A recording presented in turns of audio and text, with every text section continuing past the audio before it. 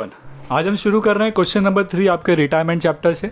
तो क्या बोला है देखिए, the balance sheet of Anu, Renu and Dinu is as follows, the partner sharing profit and losses in proportion of 2:2:1 respectively. Balance sheet as on 31 March 2019 आपको दिया हुआ है। तो पहले तो हमें रेशियो निकालना है और यहाँ पर देखिए ओल्ड रेशियो दिया है आपको 2:2:1। तो न्यू रेशियो कैसे निकालते हैं हम लोग रिटायरमेंट में? जो पार्टनर रिटायर हो रहा है उसका शेयर हटा देते हैं। तो इसके लिए हमें ये देखना होगा कि अनु, रेनू और दीनू में से कौन रिटायर हो रहा है। तो देखिए क्वेश्चन में बोला है Dinu retires from the firm, यानी कि दीनू यानी कि थर्ड पार्टनर जो है वो रिटायर हो रहा है। तो आइए पहले रेशियो निकाल लेते हैं। तो रेशियो के लिए हम हमेशा ऐसा टेबल बनाते हैं जहाँ पर यहाँ पर रेशियो और यहाँ पर पार्टनर्स के नाम लिखते हैं।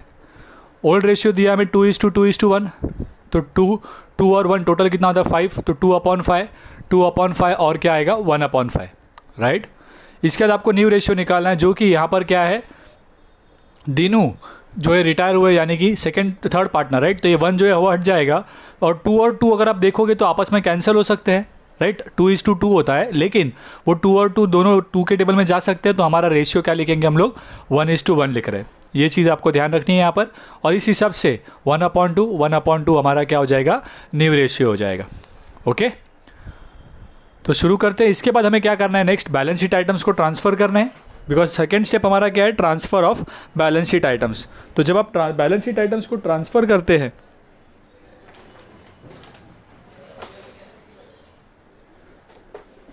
बैलेंस शीट आइटम्स को ट्रांसफ़र करेंगे तो उसके पहले हम लोग क्या करते हैं, एडजस्टमेंट्स देख लेते हैं कि कौन से आइटम से रिलेटेड एडजस्टमेंट है और कौन से आइटम्स को हमें क्या करना है, डायरेक्टली हम लोग आउटर कॉलम में लिख सकते हैं, राइट।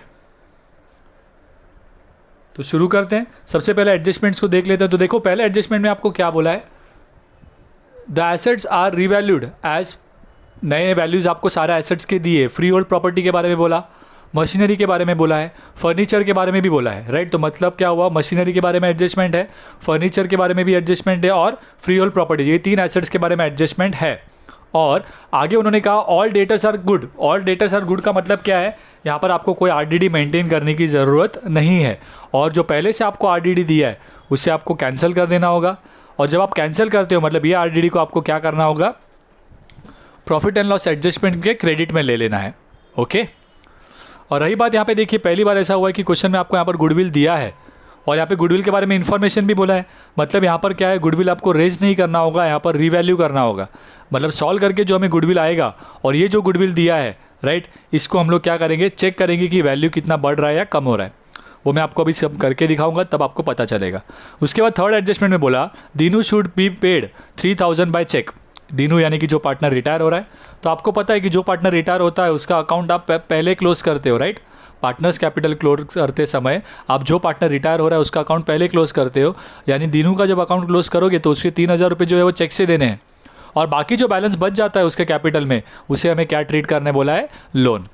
और यहाँ पे आपको बोला है prepare profit and loss adjustment, capital account of partner और बैलेंस शीट, राइट। तो आइए फॉर्मेट बना लेते हैं। तो सारे फॉर्मेट्स में मैं आइटम फिल कर देता हूँ थोड़ा सा। तो यहाँ पे देखिए सारे profit and loss adjustment, partners capital, ये कैश, ये हमारा गुडविल और बैलेंस शीट, ठीक है। अब हमें अंदर के आइटम्स भी फिल कर देते हैं। ओके, अब इसके बाद हमें शुरू करना है पोस्टिंग, यानी कि क्वेश्चन में जो बैलेंस शीट दिया उन आइटम्स को लिखना है। तो पहले देखिए क्वेश्चन में दिया क्रेडिटर्स, तो ये बैलेंस शीट में आएगा, आउटर कॉलम में लिख देते हैं बिकॉज एडजस्टमेंट नहीं है कोई। फिर से सेकंड आइटम दिया आपको बिल्स पेबल 2000, तो वो भी आ जाएगा लायबिलिटी में। फिर नेक्स्ट आपको दिया है जनरल रिजर्व, तो ये जनरल रिजर्व को हम लोग को पार्टनर्स में डिस्ट्रीब्यूट करना होता है। ओल्ड पार्टनर्स, यहाँ पर हमारे ओल्ड पार्टनर्स रिटायरमेंट के वक्त 3 होते हैं, राइट। तो तीनों में डिस्ट्रीब्यूट करना है, लेकिन पहले हम लोग हमेशा कैपिटल लिखते हैं। तो पहले बैलेंस ब्रॉट डाउन करके कैपिटल लिख देता हूँ, तीनों अमाउंट 40,000, 30,000 और 15,000। और फिर मैं जनरल रिजर्व को डिस्ट्रीब्यूट करता हूँ। तो यहाँ पर 5,000 जो है मेरा जनरल रिजर्व, उसको मुझे डिस्ट्रीब्यूट करना है पार्टनर्स में। और मेरा ओल्ड रेशियो था 2:2:1, तो थोड़ा ईजी है, राइट। तो 5,000 को 2:2:1 में डिवाइड करेंगे तो वो अमाउंट होंगे 2,000, 2,000 और 1,000। तो यहाँ पे लिख देते हैं, राइट। तो ये हो गया हमारा लायबिलिटी साइड का ट्रांसफ़र कंप्लीट। अब एसेट साइड में आ जाते हैं। तो पहले आप देख सकते हो बैंक अकाउंट बोला है, तो ये कैश और बैंक सारे ही हमें इसी में दिखाने हैं, कैश बैंक में। आप यहाँ पे कैश/बैंक भी लिख सकते हो, ठीक है। तो बैंक अकाउंट के लिए आप बैलेंस ब्रॉट डाउन करके लिखते हो 5,000। उसके बाद आपको बोला है डेटर्स 20,000 बोला है, -1,000, आउटर कॉलम में 19। तो आपको डेटर्स जो है वो इनर कॉलम के अमाउंट पर ही दिखाना है हमेशा, ठीक है। सो 20,000 आप लिख देते हो। क्यों डायरेक्ट आउटर कॉलम में लिखा, बिकॉज उन्होंने कहा कि यहाँ पे debtors, all debtors are considered good. मतलब हमें कोई आरडीडी यहाँ पर मेंटेन नहीं करना है, तो इसीलिए डायरेक्ट आउटर कॉलम में लिख दिया। रही बात बाकी एसेट्स, फर्नीचर, मशीनरी और फ्री होल्ड प्रॉपर्टी, इन तीनों के बारे में एडजस्टमेंट था, तो सभी को मैं इनर कॉलम में लिखता हूँ। तो देखिए पहले फर्नीचर दिया है 15, फिर मशीनरी दिया है आपको 4000, फिर नेक्स्ट आपको फ्री होल्ड प्रॉपर्टी दिया है 27,000, राइट। और बाद में दिया आपको गुडविल। तो गुडविल जब आपको क्वेश्चन में पहले से बैलेंस शीट में दिया है, तो गुडविल को भी आप कैश की तरह ही बैलेंस ब्रॉट डाउन करके यहाँ पर लिख दीजिए, ठीक है। उसके बाद नेक्स्ट आपको क्या करना है, अभी ये एसेट्स के ट्रांसफ़र भी हो गए, तो अब आ जाते हैं एडजस्टमेंट्स पर। तो पहले एडजस्टमेंट जो है वो हमारा क्या है, सारे एसेट्स से रिलेटेड है, राइट। तो उनको रीवैल्यू कर देते हैं। तो उन्होंने सारे एसेट्स के नए वैल्यू दे दिए, एसेट्स आर रीवैल्यूड एज, तो आपको सारे एसेट्स के नए वैल्यू पता है। फ्री होल्ड प्रॉपर्टी 30,000, तो यहाँ पर फ्री होल्ड प्रॉपर्टी का मैं आउटर कॉलम में डायरेक्ट वैल्यू ले लेता हूँ 30। तो यहाँ पे देख सकते हो 3000 बढ़ रहा है, तो हम लोग क्या करेंगे, ऐड एप्रिसिएशन 3000। और क्योंकि एसेट का वैल्यू बढ़ा है, इंक्रीज़ हुआ है, तो मैं इसे क्रेडिट साइड में ले लेता हूँ। फ्री होल्ड प्रॉपर्टी करके 3000, राइट। उसके बाद नेक्स्ट एसेट कौन सा बोला है, देखिए एडजस्टमेंट में मशीनरी का वैल्यू बोला है 5000, तो मशीनरी में आउटर कॉलम में लिख देता हूँ 5000। और यहाँ पे आप देख सकते हो ऐड एप्रिसिएशन कितना होगा, 1000 इंक्रीज़ हुआ ना ये, तो इसे भी क्रेडिट साइड में लिख देना होगा बाय मशीनरी करके, राइट, 1000, ओके। उसके बाद आपको नेक्स्ट एसेट कौन सा दिया है एडजस्टमेंट में, फर्नीचर 12000, तो फर्नीचर में भी लिख देते हैं 12000। बट आप फर्नीचर में देख सकते हो 3000 कम हो जा रहा है, तो यहाँ पे हम लोग लिखेंगे लेस डेप्रीसिएशन 3000। और क्योंकि एसेट का वैल्यू कम हुआ है, तो इसे हम डेबिट साइड में ले लेंगे, राइट, कितना, 3000। समझा ये सबको? सर कोई बोल मसाला बना लेने को, राइट। उसके बाद आप नेक्स्ट क्या करोगे, तो ये हो गया आपके एसेट्स रीवैल्यू। अब इसके बाद आपको क्या करना है, गुडविल वाला एडजस्टमेंट। तो गुडविल के लिए आपको कैलकुलेशन करना होगा, बिकॉज सेकेंड एडजस्टमेंट में देखिए आपको गुडविल का इन्फॉर्मेशन दिया है। वहाँ पर उन्होंने कहा है, देखो क्वेश्चन में, goodwill of the firm be valued at thrice का मतलब है 3, राइट। तो यहाँ पे आपको number of year of purchase दिया है 3। ये जो ट्राइस है उसका मतलब क्या है, आपका गुडविल का फॉर्मूला है ना एवरेज प्रॉफिट में, number of years of purchase into average profit. तो एवरेज प्रॉफिट तो नीचे आपको सालों के प्रॉफिट दिए उससे आ जाएगा, ये थ्राइस जो है आपको number of years of purchase लेना है, राइट। और फॉर द प्रीसीडिंग 5 ईयर्स, तो लास्ट 5 ईयर्स का वैल्यू लेना है, राइट। अच्छा, उसके पहले एक चीज़ भूल गया मैं, all debtors are considered good जो बोला है, उसके लिए हम लोग यहाँ पर ले लेते हैं बाय आरडीडी करके। जो क्वेश्चन में बैलेंस शीट में आरडीडी दिया था 1000, वो हमने कैंसिल कर दिया, बिकॉज उन्होंने बोला है सारे डेटर्स गुड है, मतलब वैल्यू पे करेंगे, तो आपको आरडीडी की कोई ज़रूरत नहीं है, ठीक है। तो नया तो हम क्रिएट नहीं कर रहे, बट जो पुराना था वो हम लोग कैंसिल कर देते हैं। अब फिर गुडविल का एडजस्टमेंट शुरू करते हैं। तो उसके लिए आपको क्या करना होगा, गुडविल रीवैल्यू करना होगा। तो उसके लिए आपको पहले एडजस्टमेंट में गुडविल का वैल्यू सॉल्व करना होगा। तो पहले मैं यहाँ पे एडजस्टमेंट दिखा देता हूँ आपको, देखिए। तो गुडविल का कैलकुलेशन करना है हमें पहले, तो पहले हम लोग एवरेज प्रॉफिट निकालेंगे। तो जिसके लिए हमारे पास 5 साल के प्रॉफिट दिए, देखिए 1000, 10,500, 10,000, 16 और 10, तो वो सबको ऐड करके डिवाइड बाय 5 करते, ये आपको एवरेज प्रॉफिट देगा, टोटल प्रॉफिट डिवाइड बाय 5। इसको डिवाइड बाय 5 करेंगे तो अमाउंट आ जाता है 9,500। ये आपका एवरेज प्रॉफिट हुआ। गुडविल का फॉर्मूला है आपका number of years into average profit.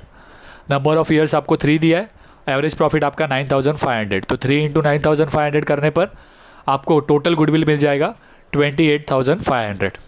अब देखिए क्वेश्चन में आपको जो गुडविल था वो दिया था 30,000 सॉरी, बैलेंस शीट का गुडविल देखिए 30,000 था, जबकि आपका जो गुडविल का वैल्यू आ रहा है वो कितना आ रहा है, 28,500 आ रहा है। तो बुक वैल्यू यानी कि बैलेंस शीट वैल्यू और रिवाइज्ड वैल्यू यानी कि जो आपको मिला है उसको अगर आप देखोगे तो गुडविल तो कम हो गया, कितना कम हुआ, 1,500, राइट। तो क्योंकि ये गुडविल वैल्यू कम हुआ है, राइट, तो आपको क्या करना है, प्रॉफिट एंड लॉस एडजस्टमेंट के डेबिट साइड में आप दिखाते हो गुडविल करके 1,500, और गुडविल के क्रेडिट में आप दिखाते हो by profit and loss adjustment करके 1,500, ठीक है। तो इसे आप इसी तरह भी शो कर सकते हो कि गुडविल आपने 30,000 लिखा है, फिर यहाँ से आप लेस रिवैल्यूड करके 1,500 करके आप बाहर लोगे तो भी कोई प्रॉब्लम नहीं, वो मेथड भी चलेगा, ठीक है। अब इसके बाद हमें नेक्स्ट क्या करना है, गुडविल का एडजस्टमेंट यहाँ पर हो गया, तो बस अब हमें क्लोजिंग करना है, बिकॉज लास्ट जो एडजस्टमेंट दी है 3 और 4 वो आपको क्लोजिंग में ही यूज़ होगा। तो पहले profit and loss adjustment close करते हैं। तो 5,000 टोटल आएगा क्रेडिट साइड का, डेबिट साइड में कम है 500 रुपीज़ बैलेंस आएगा। इसको मुझे तीनों पार्टनर्स में डिस्ट्रीब्यूट करना है, राइट। सो 500 को मैं तीनों पार्टनर्स में ओल्ड रेशियो में डिस्ट्रीब्यूट करता हूँ, तो 200, 200 और 100, राइट। तो ये अमाउंट मैं यहाँ पे लिख देता हूँ तीनों पार्टनर्स में, और इसे मुझे यहाँ पर ले लेना होगा, right, by profit and loss adjustment 200, 200 और 100, ठीक है। फिर अब मैं पार्टनर्स का अकाउंट क्लोज करता हूँ, लेकिन पहले दिनू का अकाउंट क्लोज करूँगा। तो दिनू में मैं यहाँ पे देख सकता हूँ कि यहाँ पे क्रेडिट साइड में अमाउंट दिया है, राइट, 16,100 बैलेंस आएगा मेरा टोटल। और यहाँ पे मैं देखूंगा बैलेंस, बट मुझे उन्होंने बोला है कि 3,000 तो चेक से देना है। तो ये 16,100 में से मैं 3,000 जो है वो मैं चेक यानी कि टू बैंक लिखता हूँ दिनू केस में। और बाकी जो बैलेंस बचा तो 16,100 में से 3,000 माइनस कर देता हूँ। तो लास्ट एडजस्टमेंट में कहा है उन्होंने, उसको मुझे क्या ट्रीट करना है, लोन। तो उसको मैं लिखूंगा लोन करके, राइट। अच्छा, ये जो बैंक लिखा है इसको मैं यहाँ पे शो कर रहा हूँ, देखो बैंक में बाय क्रेडिट साइड में लिखा बाय दिनू करके 3,000, ठीक है। और इसके बाद माइनस करके जो बैलेंस आएगा उसको हम लोग क्या लिखते हैं, टू दिनू लोन करके कितना अमाउंट 13,100। और इसे लोन को हमें लायबिलिटी में लेना होगा। सो टू दिनू लोन करके लिखा हमने लायबिलिटी में, राइट। और बाकी दो पार्टनर्स को तो नॉर्मल तरीके से क्लोज करते हैं और उसको हम लोग क्या करेंगे, यहाँ पर लायबिलिटी में ट्रांसफ़र करेंगे। तो पहले 42,200 मेरा अनु का यहाँ पे क्या टोटल आ जाएगा। और यहाँ पर बैलेंस कुछ भी नहीं है, टोटल कुछ भी नहीं है, तो यही बैलेंस हो जाएगा 42,200। सेम रेनू के साथ 30,000 प्लस 2 प्लस 200 32,200। और यहाँ पर कुछ भी नहीं है तो वही बैलेंस आ जाएगा। और ये दोनों का टोटल जो है वो आपको लायबिलिटी में यहाँ पे ले लेना है, राइट। तो लायबिलिटी में आप लिखेंगे पार्टनर्स कैपिटल करके वो दोनों अमाउंट, ये यहाँ से आ गए। टोटल करके मैं आउटर कॉलम में ले लेता हूँ 74,400।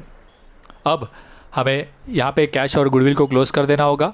तो कैश में 5 है, यहाँ पर 3 है, तो 5,000 ग्रेट है, ग्रेटर वैल्यू है, दोनों जगह पर लेकर 3,000 माइनस करते तो ये 2,000 मेरा क्या बनेगा, बैलेंस। और इसको मैं कैश यहाँ पे शिफ्ट कर देता हूँ, कैश करके 2,000। फिर यहाँ पर गुडविल की बात करें तो यहाँ पे देखिए बैलेंस करूँगा तो 30,000 ज़्यादा है, उसमें से 1,500 माइनस करता हूँ तो ऑटोमेटिकली 28,500 मुझे मिलेगा, जो कि मैं यहाँ पर गुडविल करके ले लेता हूँ, ठीक है। तो अगर आप गुडविल यहाँ पर शो करते 30,000, उसमें से 1,500 माइनस करके दिखाते तो भी वो आउटर कॉलम में 38,500 ही आता।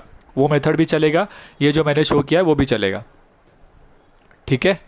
अब ये हो जाने के बाद आपको बैलेंस शीट को टोटल करना है, बट उसके पहले चेक कर लीजिए कि इनर कॉलम में से सारे आपने आउटर कॉलम में लिए हैं या नहीं। अब आप टोटल करेंगे तब आपको क्या हो जाएगा, यहाँ पे 97,500 जो है वो आपका क्या हो जाएगा, अमाउंट आ जाएगा, ओके। तो यहाँ पे आपका ये सम कंप्लीट हो जाता है। तो अगर आपने हमारे चैनल को सब्सक्राइब नहीं किया है तो हमारे चैनल को सब्सक्राइब कर ले, ताकि आपको लेटेस्ट अपडेट्स मिलते रहे। और इस वीडियो को लाइक करें और अपने फ्रेंड्स के बीच शेयर ज़रूर करें। Bye bye, take care.